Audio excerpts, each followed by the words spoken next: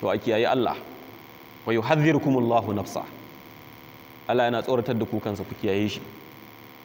Allah ya shirye da mu ya ba mu kariya. Insha Allah kuma dan zamu dasa aya abinda muka karanta muka dace da daidai. Allah madaukakin sarki muke roko ya ba mu ladan shi ya kuma sanya albarka a ciki.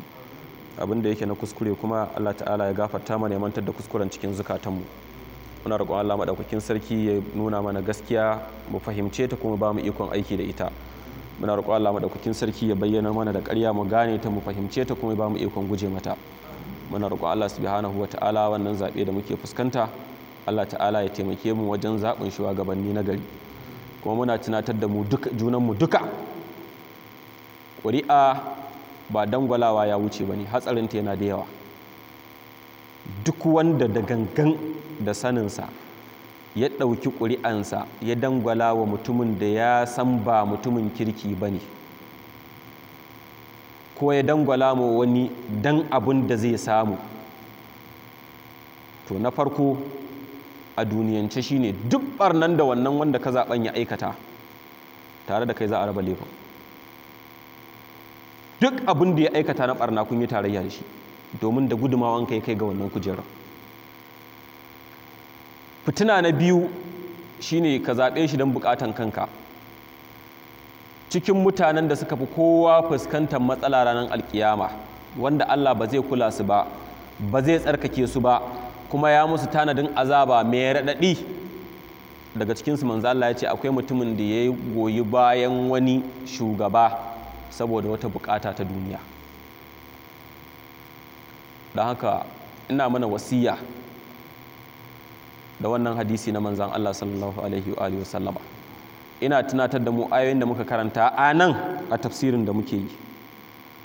Mun ji sharhin da malam yayi Imam Sa'idi a tafsirin sa karkashin fadin man yashfa'a shafa'atan hasanatan yakul lahu nasibun minha wa man yashfa'a shafa'atan sayyi'atan yakul lahu kiflun minha. Mun ji bayanin da malam yayi.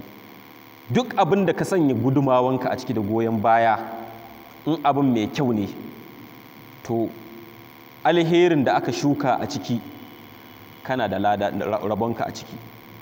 Idan ko abin da aka shuka mummuna ne, to zunubin kai ma kana da kasonka a ciki gwargwadon gudumawan da ka bayar.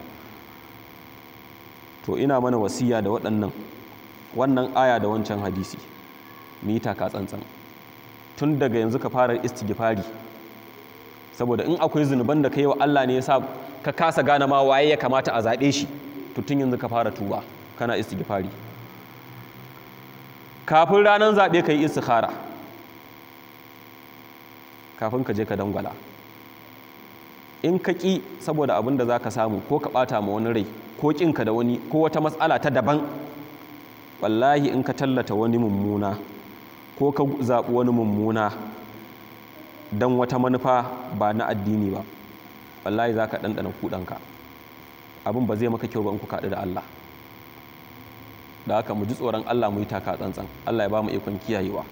Allah kuma ya taimake mu wajen zaɓin shugabanni na ƙwarai, wanda za su kawo gyara ba waɗanda za su kawo ɓarna ba. Alaikum salam.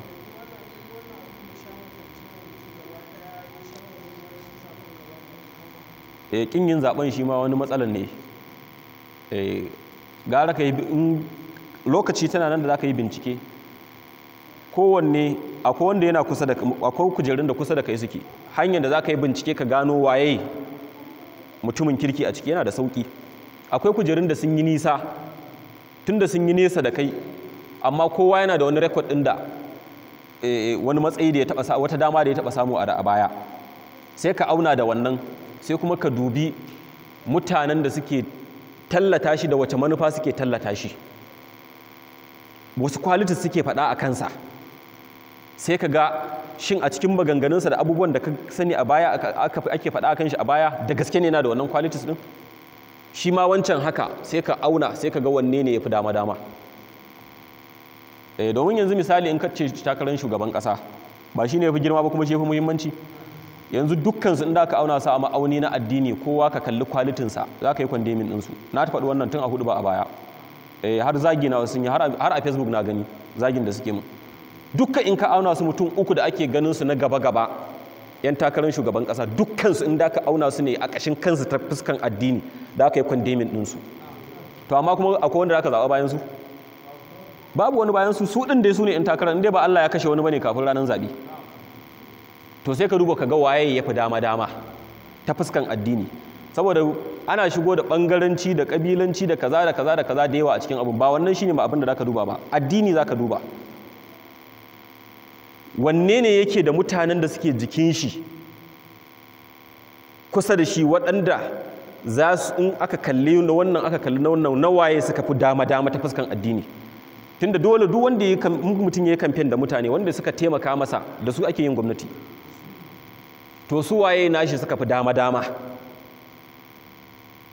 to ta nan sai ka ga wanne ne da ya fi maslaha wa addini ina fata an fahimta so wannan shine abubuwan hanyoyin da mutum zai biya auna yayi muƙarana a samu dama domin kada ka kidin kuma ya zama mulki a je a karkata zuwa ga wanda ba shine mai daman ba kuma kaga matsala ya ta zo ta dugulgule wa mutane a zuwa rasa mata yana za a kama bakin zarar Allah ya shiryar da mu Allah ta'ala ya zaba taimake mu wajen samun shugabanni na kwarai wa sallallahu wa sallim wa barik ala muhammadin wa ala alihi wa sahbihi wa sallam tasliman kathira subhanaka allahumma bihamdika ashhadu an la ilaha illa anta astaghfiruka wa atubu ilaik assalamu alaikum wa rahmatullahi wa barakatuh